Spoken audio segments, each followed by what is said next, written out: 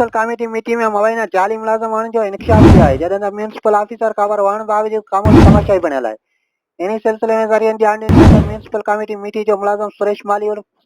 जखरो मबीना तौर ते जाली मुलाजम आहे ऐं संदसि मैट्रिक जो सर्टिफिकेट पिणु मबीना तौर ते जाली आहे, जंहिंजी म्यूनिसिपल इंतज़ामिया खे सॼी ख़बर आहे, पर तंहिं बावजूद इन जाली मुलाजम ख़िलाफ़ का बि क़ानूनी कार्रवाई न पई कई वञे।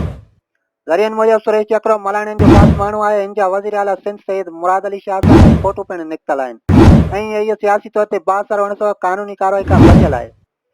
ज़रियनि मूजिबि सुरेश जखरे जो भाउ कैलाश जखरो मलाणिन जो फ्रंटमैन ऐं वॾो ठेकेदार आहे। सुरेश जखरो मुलाज़मत करण सां गॾु कैलाश जी ठेकेदारी पिणु संभालींदो आहे ऐं हिननि ॿिन्ही भाउरनि सुरेश जखरे ऐं कैलाश जखरे मलाणिन जे आशीर्वाद सां वॾे पैमाने ते करप्शन पिणु कई आहे, जंहिंजूं ख़बरूं पिणु मुख़्तलिफ़ वक़्तनि ते सोशल मीडिया ते हलंदियूं रहियूं आहिनि। ज़रियनि मूजिबि माज़ी में जॾहिं हस्तकलन ख़िलाफ़ मीटिंग में ऑपरेशन थियो तॾहिं सुरेश जखरे हस्तकलन जी आड़ में केतिरनि ई ग़रीबनि जा घर ॾाराए पट कया हुआ, जॾहिं त हिन जो पंहिंजो घर बि हद तक आयो थे, पर ऑपरेशन वक़्तु हिन जे वालिद बिल्डोज़र ॾाढो लेटी ड्रामो करे मलाणिन जे आशीर्वाद सां पंहिंजे घर खे बिल्डोज़ थियण खां बचाए वरितो। हितां जे रहवासियुनि डिप्टी कमिश्नर थरपारकर मकानी खाते समेत एंटी करप्शन इख्तियारियुनि खां मुतालबो कयो त म्यूनिसिपल कमेटी मीटिंग में मबीना जाली ऐं करप्ट मुलाज़म